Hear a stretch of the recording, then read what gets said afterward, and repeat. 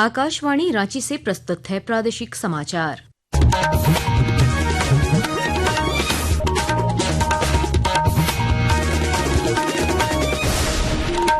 नमस्कार, प्रादेशिक समाचारों के साथ मैं कामिनी। पहले मुख्य समाचार।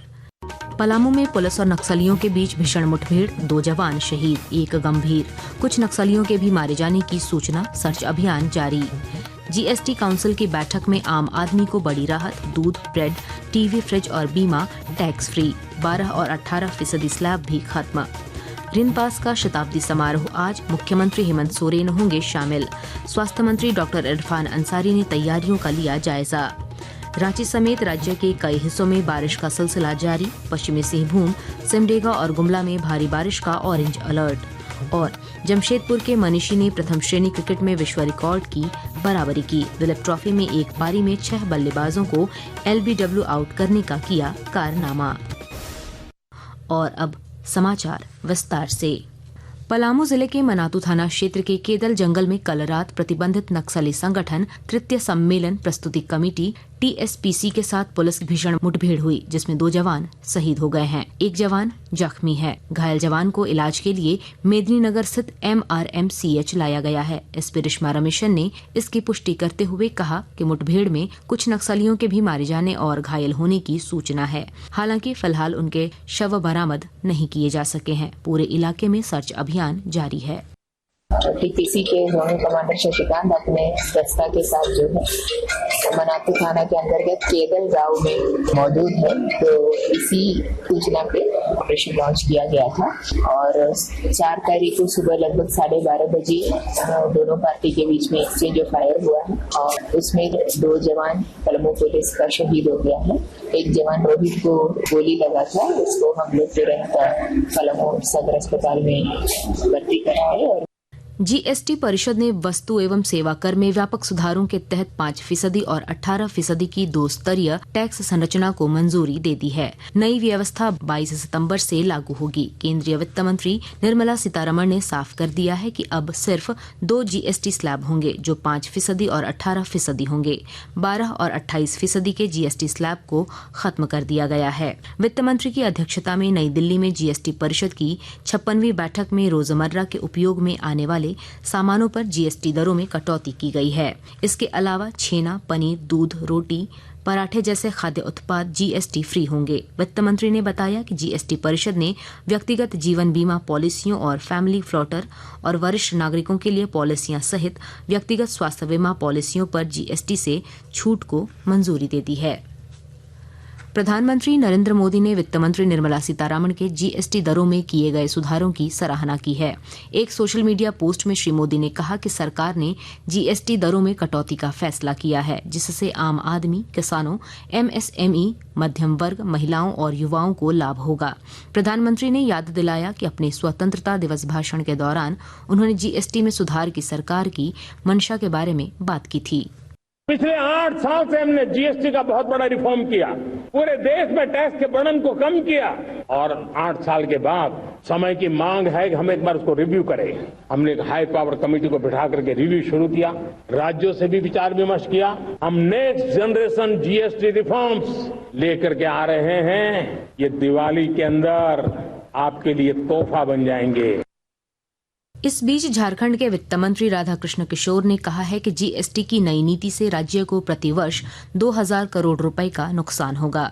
उन्होंने कहा कि इस नुकसान की भरपाई होनी चाहिए। श्री किशोर ने कहा कि केंद्र को उन्होंने अपनी चिंता से अवगत करा दिया है और क्षतिपूर्ति की मांग की है। रांची के कांके स्थित Ranchi institute of neuro psychiatry and allied sciences RINPAS के 100 साल पूरे हो गए हैं। इस खास मौके पर शताब्दी समारोह का आयोजन किया जा रहा है, जिसमें बतौर मुख्य अतिथि मुख्यमंत्री हेमंत सोरेन शामिल होंगे। इससे पहले राज्य के स्वास्थ्य मंत्री डॉक्टर इरफान अंसारी ने कार्यक्रम स्थल का निरीक्षण किया और तैयारियों का जायजा लिया। इस मौके पर उन्होंने कहा कि रनपास की बेहतरी के लिए सरकार प्रतिबद्ध है।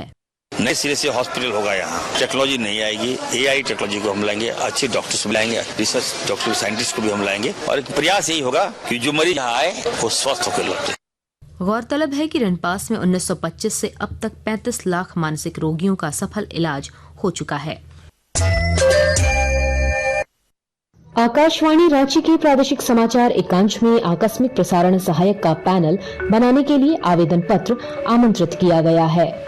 इस संदर्भ में योग्य उम्मीदवार आकाशवाणी की वेबसाइट newsonair.gov.in और प्रसारभारती.gov.in के वैकेंसी सेक्शन और प्रादेशिक समाचार एकांश के एक्स हैंडल @AIR News_Ranchi से प्रकाशित विज्ञापन डाउनलोड कर सकते हैं। योग्य उम्मीदवार अपना आवेदन 10 सितंबर 2025 तक उप महानिदेशक सह कार्यालय प्रमुख आकाशवाणी रातू रोड रांची पिन संख्या 834001 के पते पर स्पीड पोस्ट से भेज सकते हैं।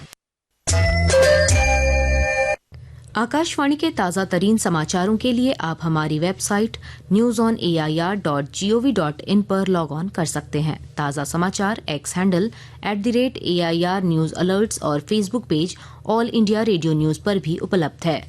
आप प्रादेशिक समाचार एकांश के एक्स हैंडल @AIR News_Ranchi और Facebook page Akashvani news Ranchi, Instagram page तथा YouTube channel AIR News Ranchi पर भी हमारे बुलेटिन सुन सकते हैं। प्रादेशिक समाचार आप आकाशवाणी रांची से सुन रहे हैं।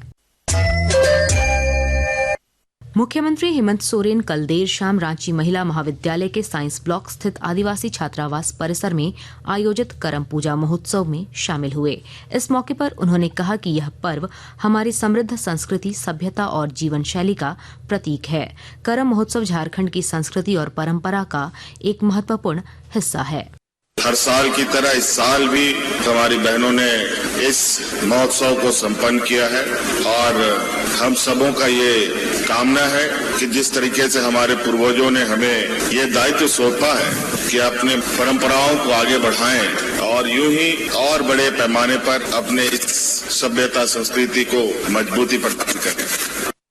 गढ़वा जिले में भूमि विवाद के मामलों के समाधान के लिए जिला प्रशासन द्वारा ठोस पहल शुरू की गई है।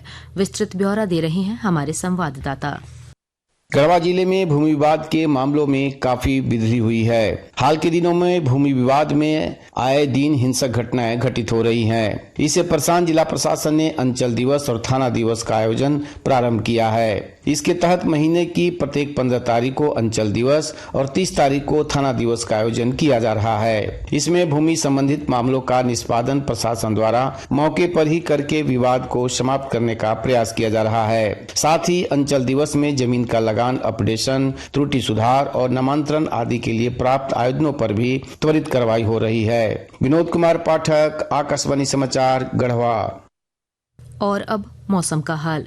राजधानी रांची समेत राज्य के कई हिस्सों में बारिश का सिलसिला जारी है। मौसम विभाग ने पश्चिमी सिंहभूम, सिमडेगा और गुमला में आज भारी बारिश का ऑरेंज अलर्ट जारी किया है। इसके अलावा 7 जिलों पूर्वी सिंहभूम, सरायकेला, खूंटी, लोहरदगा, लातेहार, पलामू और गढ़वा में बारिश का येलो अलर्ट जारी किया गया है। बेंगलुरु में 28 से 31 अगस्त तक नॉर्थ जोन व ईस्ट जोन के बीच 4 दिवसीय दिलीप ट्रॉफी मैच खेला गया। इस मैच में ईस्ट जोन की ओर से खेलते हुए जमशेदपुर के 21 वर्षीय युवा लेफ्ट आर्म स्पिनर मनीषी ने प्रथम श्रेणी क्रिकेट में विश्व रिकॉर्ड की बराबरी की। उन्होंने पहली पारी में नॉर्थ जोन के 6 बल्लेबाजों को LBW आउट करके यह कारनामा किया। मनीषी ऐसा करने वाले दुनिया के 6ठे गेंदबाज बन गए हैं। और अब अखबारों की सुर्खियां। रांची से प्रकाशित सभी प्रमुख अखबारों ने GST सुधारों के लिए उठाए गए कदमों की खबर को प्रमुखता दी है। दैनिक भास्कर ने लिखा है, नवरात्र से टैक्स राहत की दिवाली। हिंदुस्तान के शब्द हैं, धान समेत सभी खरीफ फसलों की क्षति पर 15 तक DC से मांगी रिपोर्ट। प्रभात खबर लिखता है, JSSC PT में सामान्य कट ऑफ 40 तो ST/SC के लिए 32% तय। दैनिक जागरण की सुर्खी है, बिरसा मुंडा एयरपोर्ट पर PTT का काम बंद। अंत में मुख्य समाचार एक बार फिर। पलामू में पुलिस और नक्सलियों के बीच भीषण मुठभेड़, 2 जवान शहीद, 1 गंभीर।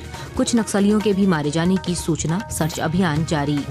GST काउंसिल की बैठक में आम आदमी को बड़ी राहत, दूध, ब्रेड, टीवी, फ्रिज और बीमा टैक्स फ्री। 12 और 18% स्लैब भी खत्म। ऋण पास का शताब्दी समारोह आज, मुख्यमंत्री हेमंत सोरेन होंगे शामिल। स्वास्थ्य मंत्री डॉक्टर इरफान अंसारी ने तैयारियों का लिया जायजा। रांची समेत राज्य के कई हिस्सों में बारिश का सिलसिला जारी। पश्चिमी सिंहभूम, सिमडेगा और गुमला में भारी बारिश का ऑरेंज अलर्ट। और जमशेदपुर के मनीषी ने प्रथम श्रेणी क्रिकेट में विश्व रिकॉर्ड की बराबरी की। दुलीप ट्रॉफी में एक पारी में 6 बल्लेबाजों को LBW आउट करने का किया कारनामा। इसके साथ ही आकाशवाणी रांची से प्रादेशिक समाचार का ये बुलेटिन समाप्त हुआ। अगला प्रादेशिक मुख्य समाचार 10 बजे प्रसारित किया जाएगा। नमस्कार।